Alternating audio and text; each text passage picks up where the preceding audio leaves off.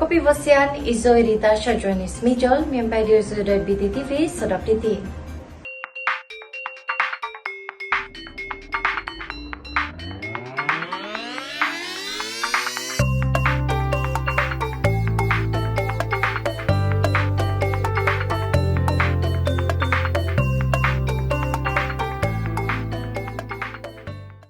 Rakyat Sabah perlu diberi keutamaan untuk menerima insentif bermain.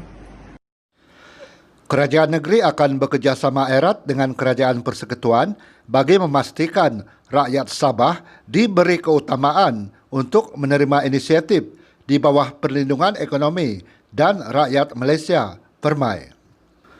Ketua Menteri Datuk Seri Panglima Haji G. Nor berkata, Sabah adalah negeri yang terjejas teruk akibat pandemik COVID-19. Maka, inisiatif dan pakej rangsangan ekonomi yang diperkenalkan Kerajaan Persekutuan amat penting.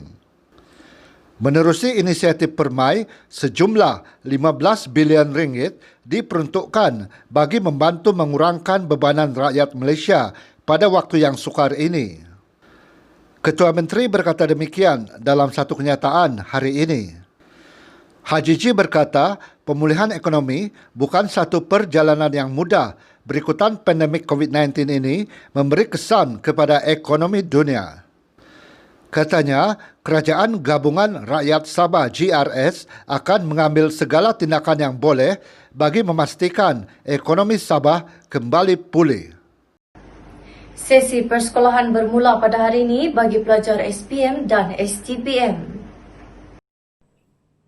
Seramai 51,294 pelajar yang akan menduduki peperiksaan Sijil Pelajaran Malaysia SPM dan Sijil Tinggi Persekolahan Malaysia STPM di Sabah memulakan sesi persekolahan secara bersemuka hari ini. Pengarah Pendidikan Negeri Datuk Mesrin Radin dalam satu kenyataan berkata 33,503 daripadanya adalah calon yang akan menduduki peperiksaan awam SPM manakala selebihnya STPM. Mengulas situasi banjir di Sabah, Mesrin berkata 21 sekolah di 4 daerah iaitu Beaufort, Kota Kinabalu, Beluran serta Tuaran terjejas banjir berikutan hujan lebat berterusan sejak minggu lepas. Beliau berkata kesemua 4,891 murid dan 433 guru di sekolah terbabit boleh menjalankan pengajaran dan pembelajaran di rumah PDPR bagi memastikan sesi pembelajaran berjalan seperti biasa mengikut jadual. Ibu Pejabat Polis Daerah IPD Kota Kinabalu menugaskan seramai 24 pegawai bagi memantau 24 sekolah menengah yang memulakan hari pertama sesi persekolahan 2021 hari ini.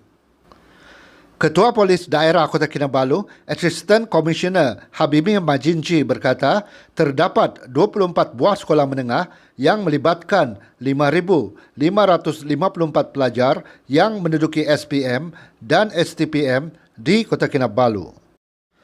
Penugasan pegawai perhubungan polis itu bagi memastikan pematuhan prosedur operasi standard SOP oleh semua pelajar, guru dan kaki tangan sekolah. ACP Habibi berkata demikian kepada pemberita semasa program Back to School di Maktab Sabah, Kota Kinabalu pagi tadi. Tambahnya, kehadiran pegawai perhubungan polis di 24 sekolah hari ini akan membantu Jabatan Pendidikan Negeri Sabah bagi menangani penularan COVID-19. Habibi berkata seramai 1,274 anggota polis melakukan penugasan bagi mencegah jenayah dan memantau pematuhan SOP, Perintah Kawalan Pergerakan, PKP, di 9 balai polis di daerah Kota Kinabalu. Ketua Menteri meninjau keadaan banjir di Beaufort. Datuk Seri Panglima Haji G. Nor melawat mangsa banjir yang ditempatkan di Pusat Pemindahan Sementara PPS di Dewan Datuk Seri Panglima Muhammad Dun Banir dan Dewan Pamusa Beaufort siang tadi. Seramai 217 mangsa banjir dari 68 keluarga dipindahkan ke dua PPS di Beaufort akibat hujan lebat tanpa henti sejak Ahad lalu. Dalam lawatan ini, beliau menyerahkan bantuan wang tunai RM500 dan bakul makanan kepada setiap keluarga mangsa banjir. Menurut Ketua Menteri Perbadanan Pembangunan Ekonomi Sabah, SEDCO, yang juga syarikat berkaitan kerajaan, GLC Sabah akan menerajui pengurusan tebatan banjir di daerah Beaufort. Beliau menjelaskan ia termasuk cadangan mendalamkan Sungai Padas dan menjajar semula tebing sungai tersebut. Tegasnya, kerajaan negeri akan mempertimbangkan semua cadangan kerana ia merupakan usaha berterusan kerajaan mengatasi masalah banjir di Beaufort yang sudah berlarutan sejak sekian lama. Haji G memberi jaminan kerajaan negeri akan melakukan yang terbaik untuk membantu mangsa banjir yang terjejas. Katanya adalah penting bagi penduduk untuk mematuhi arahan pihak berkuasa, khususnya arahan untuk berpindah demi keselamatan mereka. Mangsa yang ditempatkan di PPS pula diingatkan agar sentiasa mematuhi prosedur operasi standard SOP yang ditetapkan untuk memutuskan rantaian jangkitan COVID-19. Tegas Haji G, kerajaan tidak mahu penduduk menjadi mangsa banjir dan COVID-19. Haji G turut melawat jambatan Sungai Padas dan kawasan penanaman padi di Kampung Pimping Membakut, di mana kawasan tanaman seluas 31.7 hektar ditenggelami banjir. Banjir di Sabah semakin pulih.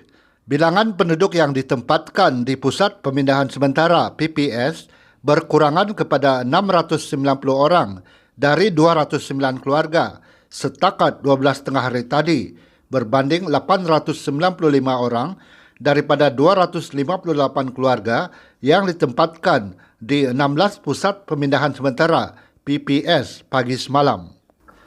Berdasarkan kenyataan Sekretariat Jawatan Kuasa Pengurusan Bencana Negeri Sabah, 690 orang mangsa banjir itu ditempatkan di 11 PPS di 6 daerah.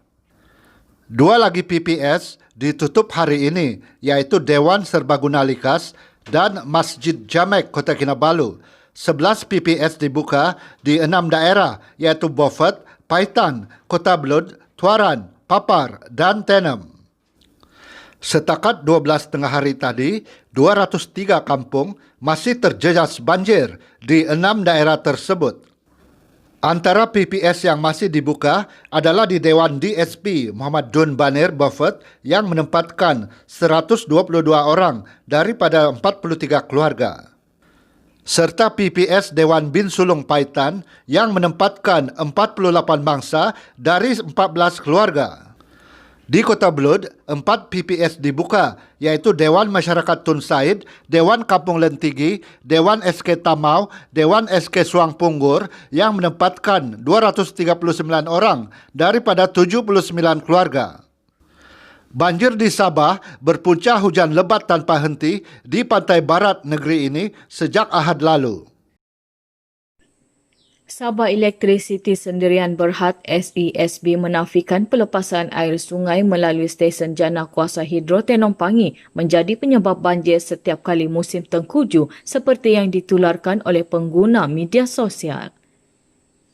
Ketua Pegawai Eksekutif SESB Dato' Abdul Nasir Abdul Wahid berkata stesen itu tidak mempunyai sistem takungan air dan elektrik dijana menggunakan aliran air sungai.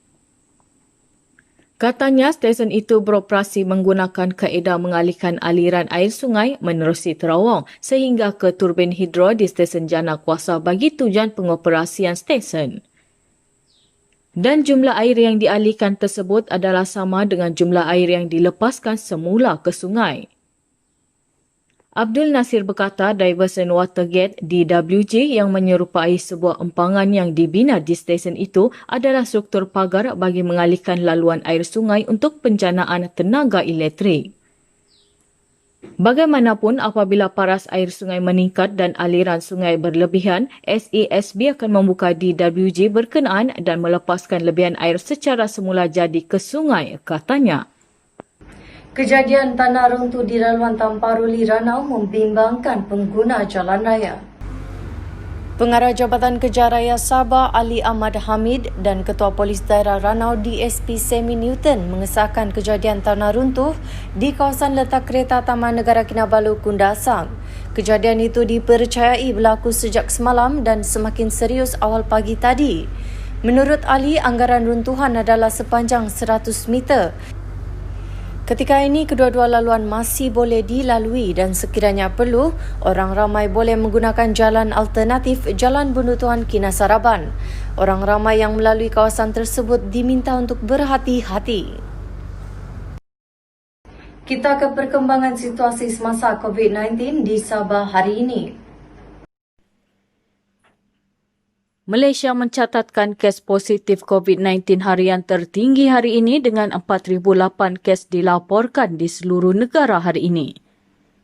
Selepas mencatatkan peningkatan selama 2 hari berturut-turut, kes positif baru COVID-19 di Sabah menurun dengan 406 kes dilaporkan hari ini berbanding 526 kes semalam. Ini menjadikan jumlah kumulatif kini 45,008 kes. Menteri Kerajaan Tempatan dan Perumahan Datuk Seri Masindi Manjun berkata 3 kes kematian dan 2 kluster baru dilaporkan di Sabah hari ini. 2 kes kematian dilaporkan di Sandakan dan 1 kes kematian di Kota Kinabalu.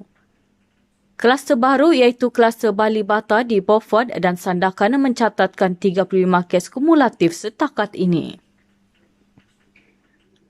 Satu lagi ialah kluster KKIP Selatan dengan jumlah kumulatif 14 kes. Kluster ini berpunca dari saringan individu bergejala yang bekerja di kilang membuat mi. 416 pesakit telah sembuh hari ini manakala 2,926 pesakit sedang menjalani rawatan. 319,730 bakul makanan telah diagihkan setakat ini. Menurut Masidi, ketika ini ujian pengesanan COVID-19 di Sabah hanya dilakukan ke atas kontak rapat bergejala sahaja. Ujian saringan terhadap kontak rapat di negeri Sabah akan dilakukan berdasarkan penilaian kes-kes dan corak jangkitan yang berlaku di setiap kluster yang dikenal pasti dan keputusan untuk sama ada membuat ujian COVID-19 ke atas semua kontak rapat akan dibuat berpandukan kepada penilaian ini. So, if I may say in English, in the case of Sabah, the health department will evaluate each case on its own merit, each cluster. So then they will decide whether there is a necessity to comply with this, directive, or it's not so much of a directive, it's a guideline. Masidi turut ditanya statistik COVID-19 di Sabah yang masih meningkat meskipun PKP sudah masuk hari ke-8.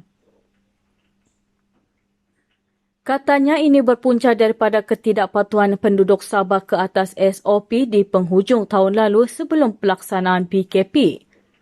Statistik itu turut disumbang ujian saringan besar-besaran oleh Perkeso ke atas pekerja ladang di timur Sabah. Berdasarkan tinjauan, peningkatan jangkitan kes dalam masa terdekat ini berkemungkinan besar adalah kesan daripada ketidakpatuhan terhadap SOP yang berlaku pada penghujung 2020. Ini tercermin daripada statistik pemotohan SOP yang saya kongsi dalam sidang media saya dalam beberapa hari ini, yang menunjukkan kadar pemotohan menurun di kalangan rakyat di negeri ini. Sebagai maklumat tambahan, dalam tempoh ini juga keputusan ujian saringan secara besar-besaran yang dijalankan oleh Perkeso ke atas pekerja di kilang-kilang terutamanya di pantai timur Sabah turut menyumbang kepada tren peningkatan kes dalam beberapa hari ini. Katanya 36 pelajar di Sabah turut dikesan positif COVID-19 menerusi ujian saringan ke atas pelajar yang pulang ke asrama. Katanya pergerakan melebihi radius 10 km dibenarkan di luar bandar Sabah dengan mengambil kira faktor geografi dan jarak pekan terdekat. Tidak, saudara sekalian, we don't have hard and fast rules. Bagi kawasan bandar, saya pasti ada kedai atau jual makanan dalam sekitar kurang daripada 10 km. Tapi kalau di luar bandar, memanglah oleh kerana negeri Sabah ini luas, kemungkinan besar juga atau ada kemungkinan tempat yang terdekat untuk membeli barangan itu melebihi 10 km. Masidi sekali lagi menegaskan kerajaan perlu mencari keseimbangan antara ekonomi dan kesejahteraan rakyat ketika melaksanakan langkah pencegahan jangkitan COVID-19. Yeah, to me, economic activities, yes. But you see, you must remember that economic activities were allowed to continue or to function on the assumption and on conditions that strict compliance with the SOPs are met. Yeah? So it is incumbent upon everyone to comply with the SOP. Kes jenayah rendah sempadan di perairan Tawau menurun. Kes jenayah rentas sempadan serta kemasukan pendatang tanpa izin di perairan Tawau tahun lalu merekodkan pengurangan kira-kira 50% berbanding tahun sebelumnya. Ia susulan pelaksanaan op cegah parti serta penguatkuasaan Perintah Kawalan Pergerakan PKP. Pegawai pemerintah Markas Operasi Pasukan Polis Marin Tawau DSP Muhammad Nazari Ismail berkata 159 kes tangkapan membabitkan rampasan 2.13 juta ringgit direkodkan tahun lalu berbanding 317 kes dengan rampasan 3.18 juta ringgit pada 2019. Katanya, antara ancaman semasa di perairan Tawau hingga kelabakan termasuk isu pendatang tanpa izin yang dikuatiri membawa wabak COVID-19, penyeludupan dadah serta barang kawalan. Beliau berkata, pasukan keselamatan termasuk Angkatan Tentera Malaysia, Agensi Penguatkuasaan Maritim Malaysia serta Kawasan Keselamatan Khas Pantai Timur Sabah ESKOM sedaya upaya membendung pembolosan jenayah rentas sempadan sama ada masuk atau keluar dari perairan Tawau. Cubaan seorang peniaga menyogok penjawat awam tidak berjaya. Sebaliknya, dia ditahan Suruhanjaya Pencegahan Rasuah Malaysia SPRM semalam. Peniaga berkenaan dipercayai cuba menyogok seorang ketua jabatan sebuah agensi kerajaan sebanyak RM2,000. Ia bagi mempercepatkan proses kelulusan penjualan minyak kepada nelayan di jeti Batu Putih Sandakan pada 15 Januari lalu. Berdasarkan sumber, suspek seorang lelaki berusia 50-an ditahan di pejabat SPRM Kota Kinabalu selepas ketua jabatan terbabit melaporkan perkara itu kepada SPRM. Pengarah SPRM Sabah S. Karunaniti ketika dihubungi mengesahkan tangkap tersebut dan memaklumkan lelaki berkenaan telah ditahan untuk siasatan lanjut. Karunaniti turut memuji tindakan ketua jabatan terbabit yang melaporkan kes rasuah kepada pihak SPRM.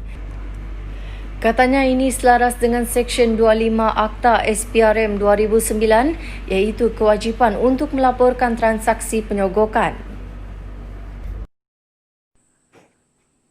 Tentera Udara Diraja Malaysia TUDM melaksanakan penerbangan ihsan membawa 2 bayi lelaki yang mengalami masalah jantung dari Kota Kinabalu, Sabah ke Pangkalan Udara Subang untuk menjalani prosedur pembedahan jantung di Institut Jantung Negara IJN semalam. Kedua-dua bayi lelaki itu Muhammad Zayan Hafiz Abdullah berusia 3 bulan 3 minggu dan Muhammad Zul Arif Muhammad Zainul Arifin berusia 1 bulan sebelum ini menerima rawatan di Hospital Queen Elizabeth II, Kota Kinabalu. Penerbangan ihsan ini menggunakan pesawat angkut A400M dari nombor 22 Skuadron Pangkalan Udara Subang. Pesawat diterbangkan Lieutenant Kolonel Nazlan Shah Zainal dan pembantu juruterbang Kapten Nur Muhammad Farhan Muhammad Nur bersama 4 kru udara TUDM.